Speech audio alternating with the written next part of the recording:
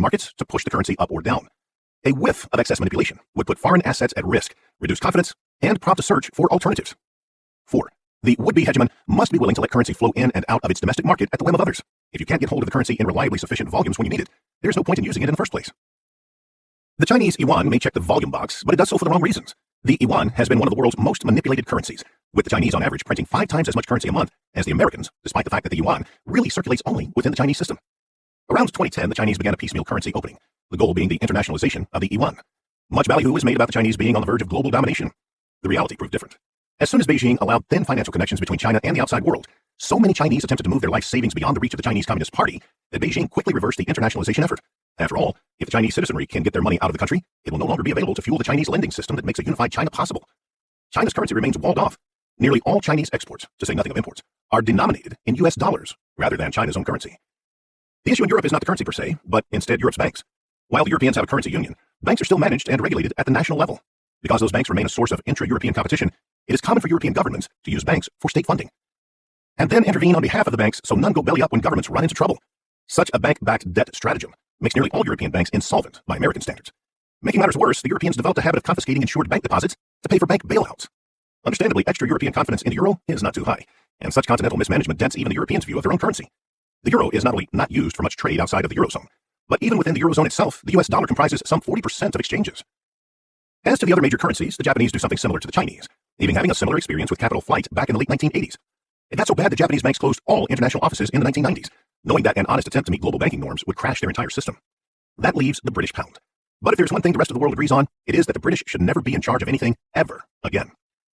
Even if there were a competitor to the US dollar, the movie Highlander had it right. There can be only one. If there were more than one global currency, the currency's independent movements would make a product. Be it a computer or a bushel of corn, cost more in one location than another. Efforts to ship products from one zone to another to profit from the price splits would be massively destabilizing to producers and consumers alike, generating artificial shortages and surpluses.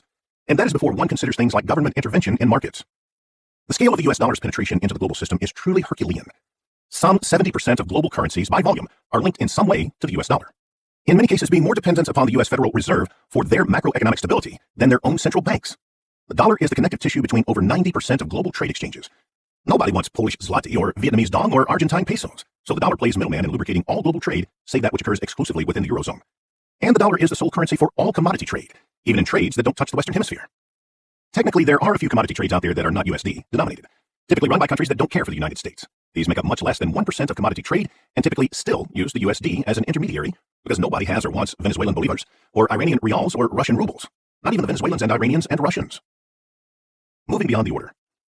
The idea that the Chinese, or anyone, can meet these criteria doesn't gel, and by anyone, I mean anyone, including the United States. Part of what made the institution of the global order possible back in the late 1940s is that the world was wrecked. The American economy was roughly the size of everyone else's put together, so subsidizing a broad-based alliance structure was possible. Since then, the American economy has grown immensely, but by design, everyone else's grew more. In 2020, the US economy is only about 1/4 of the global total. The sort of open market access and indirect subsidization that was a light lift in the 1950s, 60s, 70s, and even 80s is now at the creaking edge of the Americans' capabilities. The world has evolved past the point that anyone can provide the volume of carrots needed to hold the order, any order, together. Chapter 3. How to Rule the World, Part 2. The British Model. The Chinese are incapable of providing sufficient inducements to bribe everyone into following them to global domination. But the carrot isn't the only path to global power. In less cooperative times, there has also been the stick. The American's former colonial master is by far the most effective stick wielder in history. Perhaps the Chinese could follow in British footsteps. The British model is far less complicated than the American system. There is no global set of rules, no paying swaths of countries to be on your side, no trade among nations to facilitate, no chronic need to militarily protect other countries, no guaranteed independence for weak states. There is only flat-out conquering of the world. So the question is, how? The rules about mastering the arts of transport and security, economics and war still apply, but the British approach was wildly different. Think of the British approach as the 3 sticks of success. Stick 1. An unassailable strategic position. The lands of England are, okay. The Thames Basin is a good, not great, just good agricultural zone. The British diet is heavy on the baked, doughy, boiled, and fried, in part because the sort of things you can grow en masse in Great Britain's short, cool summers that have a chance of lasting through the long, wet winters cannot be easily prepared in other ways. The Thames itself is navigable, but isn't all that long of a river, limiting the capacity for capital generation. The island of Great Britain does have about 20 minor rivers punctuating its coast, deepening the economic potential of the Thames region. But even with modern engineering installing a bevy of locks, none of them punch inland more than 90 miles. Nature gives the United Kingdom the heft of a modest middle power. Not bad, but nothing special. That is, until you consider that Great Britain is an island. Now that changes everything. The temperamental English Channel, a mere 25 miles across at the narrowest point, is one of those funny quirks of geography that has literally shaped the history of the world. It was a barrier equal to the Alps in blocking armies, but lacking limits for the seafaring English. Unlike everyone else in Europe, the English never needed to worry about an army getting bored and leisurely passing through, and so were free from the burden of needing to field one of their own.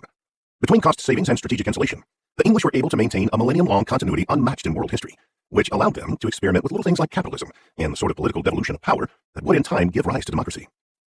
The Channel also grants any government that can control Great Britain the ability to stick their noses into anyone else's continuity. Army movements are easy to predict and monitor. Land forces must follow roads, cross bridges, avoid swamps, and so on. Not so much with navies. They can move with speed and stealth and show up at times and places most inconvenient, depositing marines or cannon for lightning strikes, and then backing up and sailing away. Even at the British height, mainland Europe easily outnumbered the population of Great Britain by over 7-1. Yet the Brits' ability to come and go and raid and trade and wreck and bolster as they choose elevated them to become the continent's first power. It's a lesson the French learned better than most. The French capital is at Paris, rather than further north at Orleans, so the English couldn't raid it. Great Britain's adjoining bodies of water are stiffer barriers than a map glance suggests, layering in another bit of strategic depth. Most European attempts to breach Britain's moat met with disaster before even engaging English naval forces. Historians continue to bicker over the numbers and sizes of ships and cannon of the English fleet that faced down the famed Spanish Armada. But one thing is clear, a North Sea storm deserves at least half the credit for wrecking the ill-fated Spanish Armada. France's Napoleon and Germany's Hitler were obsessed with the Channel, undoubtedly staring broodingly across on more than one occasion, because they understood the danger the British Navy posed. But they were also familiar enough with such maritime conditions and so pressed by the more immediate dangers of neighboring armies that they never attempted amphibious assaults, even at the height of their power. China has no such insulation. Across its northern border lies Russia, a country that admittedly has had a rough time since the Soviet collapse, but which still boasts military technology that is nothing short of world-class and a nearly million-man military and internal security system to boot. And that doesn't include the nearly 900,000 former troops that Russia reserves the right to call up in a time of war. To China's southwest lies India, a country with just as many people to throw into the meat grinder of infantry combat as China. Making matters worse for the Chinese, Indian population centers are only a couple hundred miles from the Himalayan passes, while China's Han-populated zones are a couple thousand, and on the wrong side of occupied, restive Tibet, a reason that would fall over itself to welcome Indian assistance. To the south are regional heavyweights, Thailand and Vietnam.